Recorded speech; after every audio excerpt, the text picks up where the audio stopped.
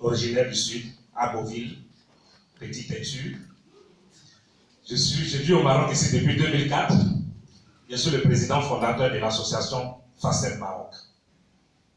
Et la Facette Maroc est l'une des associations qui est aujourd'hui créée dans un sous-sol à Haï Hassani, à Oulfa ici, aujourd'hui qui regroupe, je vous le dis, 39 000 adhérents à travers l'Afrique subsaharienne. Et ça, c'est important. La FACED, c'est la force africaine pour la solidarité, l'éducation et le développement. Et là, pour cela, je voudrais dire merci à M. Jules Maté pour ce que vous avez développé tout à l'heure. C'est important. Et je vous encourage, c'est très important.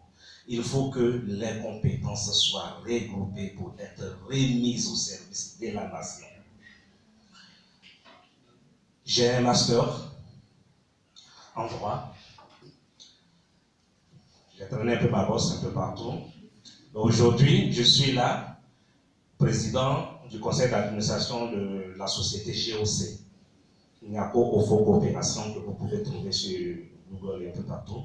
C'est une structure import-export qui a le DAF.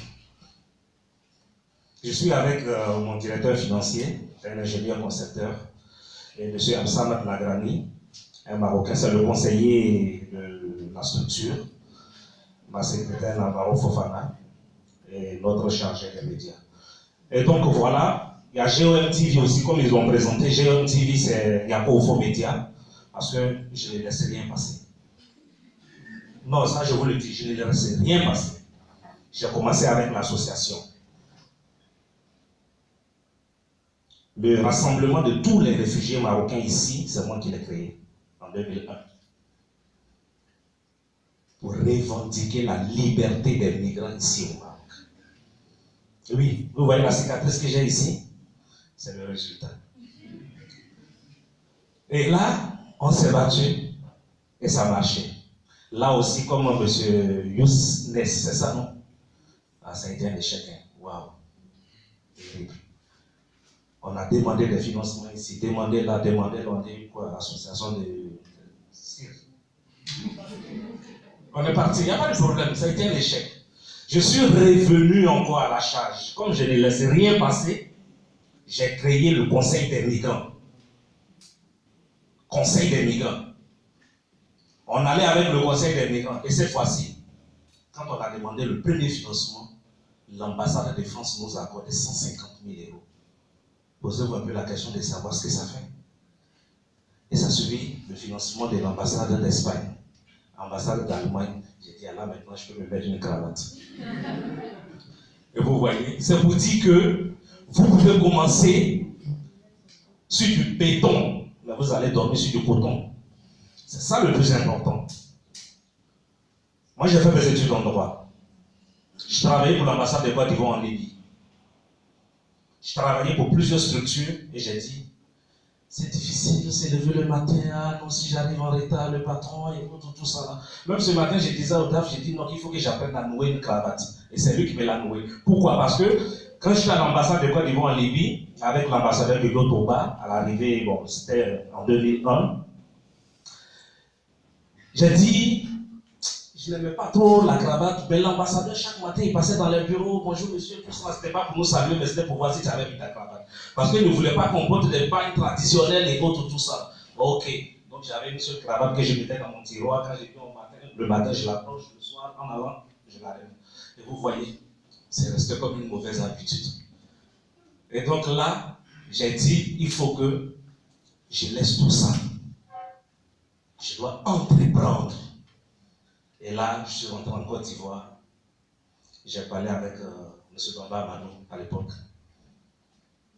Aujourd'hui, bon, j'ai enlevé, mais je suis sinon, j'ai enlevé ça ce matin, quoi. Pour cacher un peu. Et donc là, j'ai dit, monsieur le ministre, franchement, je vais démissionner de la diplomatie. Il dit, tu es fou. Il dit, si j'ai démissionné de la diplomatie. Il pensait que c'était un jeu. Et j'ai démissionné. J'ai encore mon matricule. Et j'ai démissionné. J'ai dit, voilà, je suis libre. C'est quoi ça? Mais qu'est-ce qui lui passe dans la tête? Mais Excusez-moi, je ne vais pas vous dire le salaire qu'on avait, mais bon, vraiment, vous voyez, l'ambassade, c'est l'ambassade. En Libye, c'est plaque rouge. Ici, c'est plaque jaune. Bon. C'était assez intéressant. Et donc, j'ai laissé tomber tout ça. J'ai dit que je dois entreprendre. Parce que je suis né pour gagner. Et entreprendre, c'est prendre des risques. C'est mettre sa réflexion au profit des autres. Entreprendre, c'est se batailler, c'est batailler du moins avec la vie. Il faut se lever le matin, regarder l'horizon et dire non que toi, je dois te toucher du doigt. Et en prenant toutes ces décisions, on arrive à quoi? On arrive à une décision qui sort des tripes. Et quand ça sort des tripes, ça te donne un résultat. Ça réveille le champion qui dort en toi. Et ça réveille ce champion qui dormait en moi. Et quand je suis venu au Maroc, j'ai dit, il faudrait que des choses changent. Ma première sortie ici, c'était devant l'Assemblée nationale du Maroc. Ah, manifestation, pourquoi? Non, il n'y a pas de cas de séjour pour les migrants et autres. Ils m'ont pris. Je me suis retrouvé en train de dormir à la forêt de Katsiago. Qui connaît Katsiago ici? À la forêt de Finidec. J'avais une paire Adidas ici, une paire Nike ici. Je vous dis ça en toute sincérité, de la diplomatie. C'est-à-dire, du 93e à Paris, je me retrouve. C'est 92e, c'est bon. Je me suis retrouvé en train de dormir dans la forêt de Finidec parce que j'avais été refoulé par la police marocaine.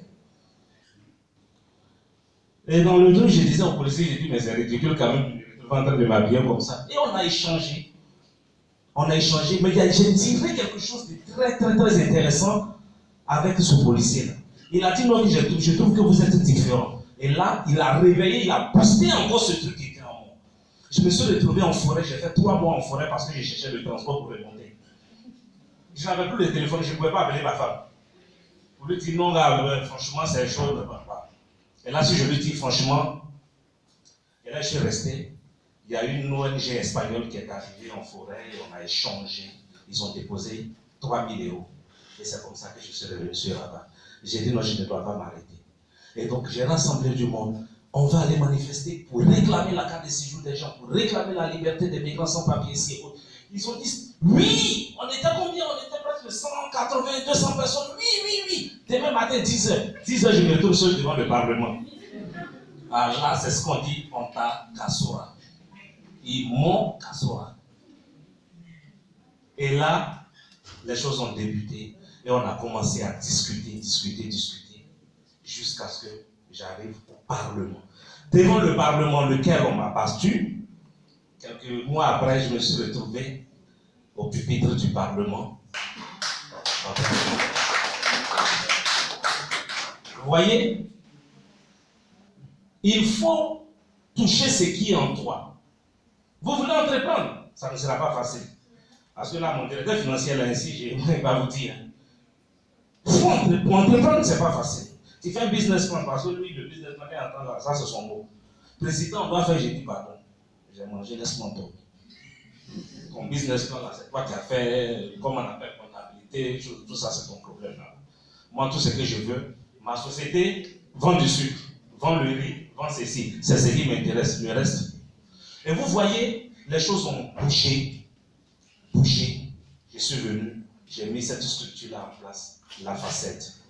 La facette a bougé. Aujourd'hui, la facette est installée dans 10 pays en Afrique. La facette aujourd'hui ici a été une structure qui accompagne l'éducation. Nous sommes tout le temps dans les carrefours. Mais là, en sortant d'ici, quand vous allez me rencontrer dans la rue, vous n'allez pas me reconnaître.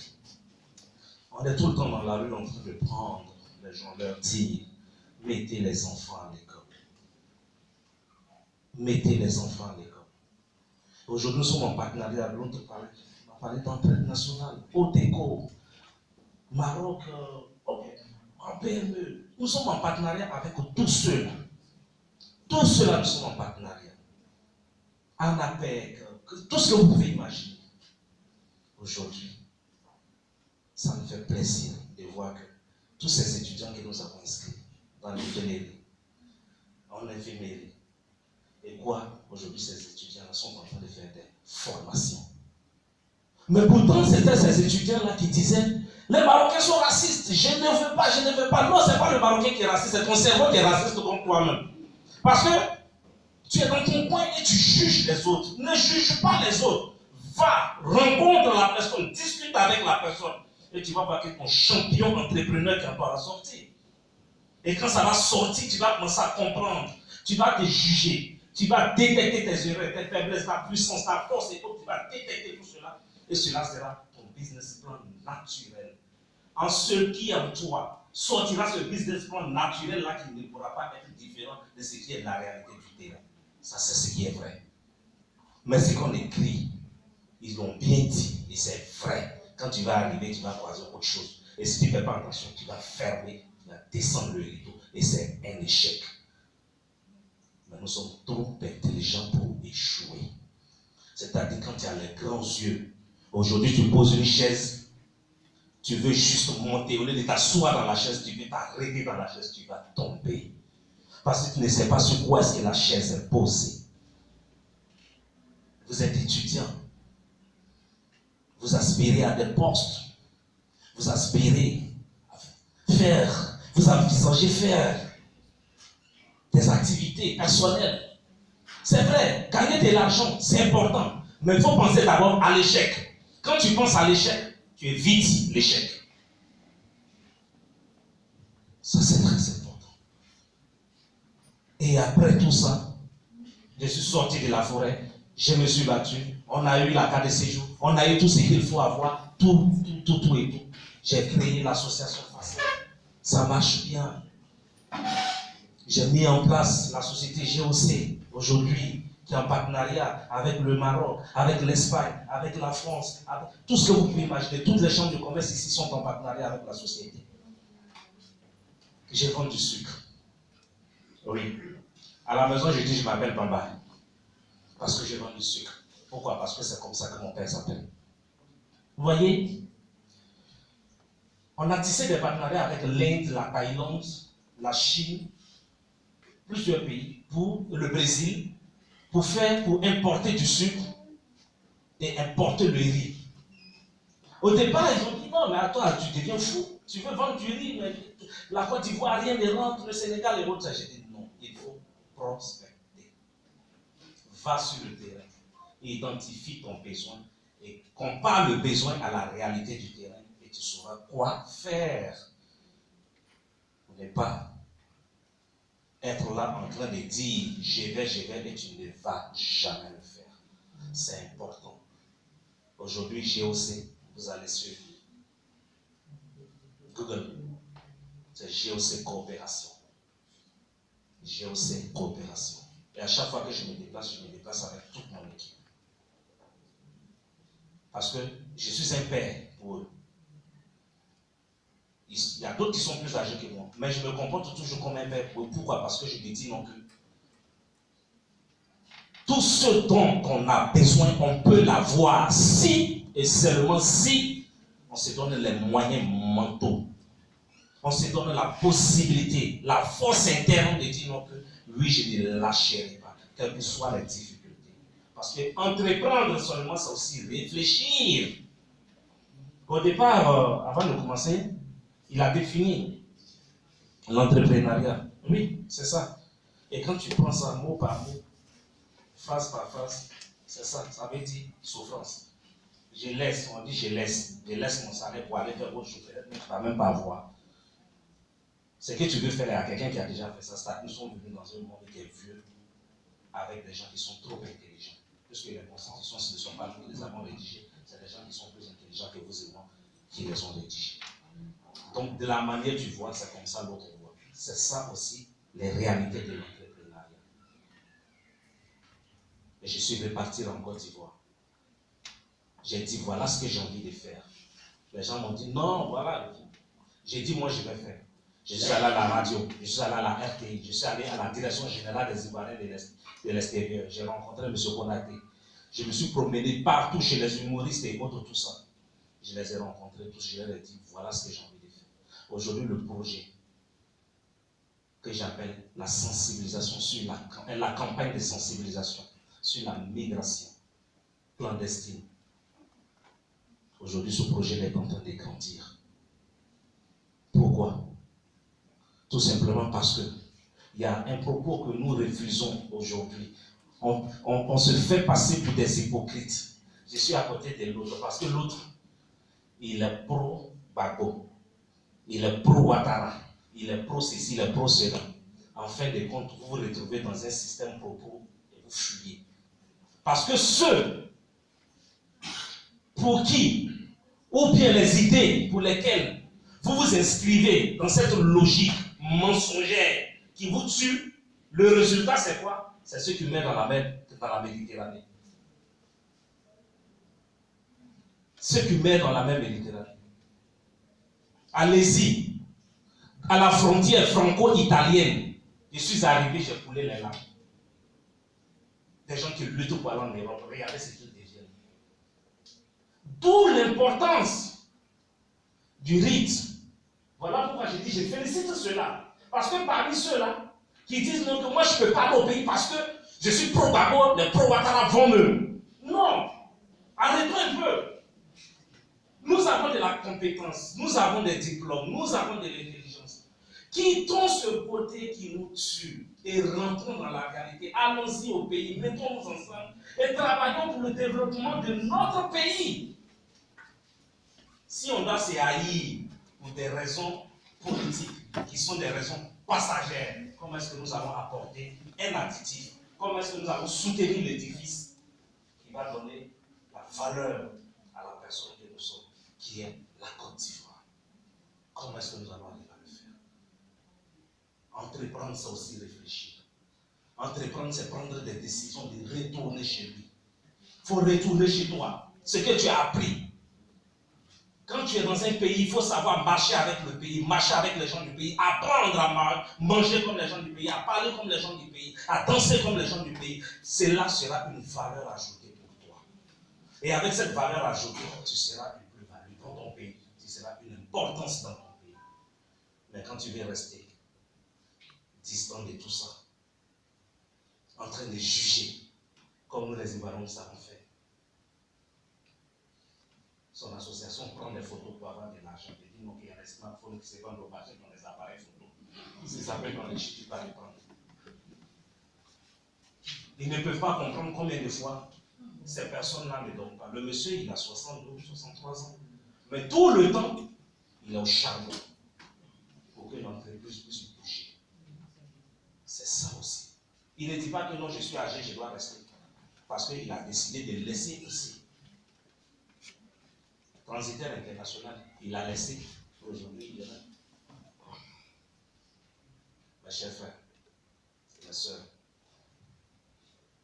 c'est vrai, je vais là. J'ai fait la facette, ça marche bien. J'ai fait GOC, Nakofo Coopération, ça marche bien. J'ai fait GOMTV aujourd'hui qui a des partenariats institutionnels, ça marche bien. Je suis en train de réfléchir à un nouveau bébé là. Qui va bientôt sortir, que je vais appeler GOS. GOS va bientôt sortir. Mais tout ça là, c'est vrai, ça te donne de l'honneur, ça t'ouvre des portes. Tu arrives partout, tu es assis, tu manges, tu dors, tu parles, tu es éduqué partout, par des ministères, tout ça. Mais le plus important, c'est toi. Sois toi-même. Sois toi-même, ne cherche pas à être quelqu'un d'autre. Parce que si tu veux être quelqu'un d'autre, tu vas échouer. Si tu n'es pas toi-même, tout ce que tu as envie de faire, tout ce que tu as envie d'entreprendre comme projet, tu vas vouloir toucher, faire, et tu vas échouer. Mais si tu restes toi-même, capable de réfléchir, de prendre des bonnes décisions qui sont bonnes pour toi, et de décider des choses qui sont bonnes pour ton avancement, de te faire confiance en toi-même, tu vas voir que tout ce que tu vas entreprendre, tu vas avancer et ça va réussir. Merci, c'était Nyako Stéphane. Merci, M. Nyako. Ce sont des mots forts, des mots puissants qui ont été apportés. Certes, c'est un retour d'expérience sur la Côte d'Ivoire, mais j'avoue qu'on a aussi des exemples au Maroc, en France et tout ça. Vous remarquez avec moi que chaque époque a ses personnes. Vous entendez un peu, j'ai un seul mot pour vous. Chaque époque a sa personne. Aujourd'hui, vous avez la chance d'avoir un retour d'expérience pour M. Yako. Ce que je vais lui demander, est carrément une question qui va nous faire ressortir de notre torpeur ou de notre hésitation. Moi, je ne sais pas si je me suis présenté au départ, hein, Olivier Cambiré. Moi, qui voudrais vraiment entreprendre, est-ce que je dois le faire forcément pour mes gains ou entreprendre d'abord pour le monde? C'est-à-dire créer quelque chose pour aider le monde et par ricochet avoir des gains, ou tout d'abord penser à mon besoin, à mes gains. C'est ce que je veux savoir. Et la plupart d'entre nous échouent sur l'une ou l'autre des parties.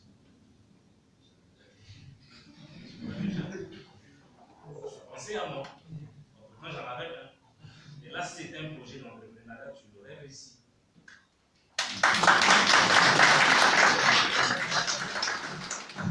Avant d'entreprendre, ne pense pas à toi.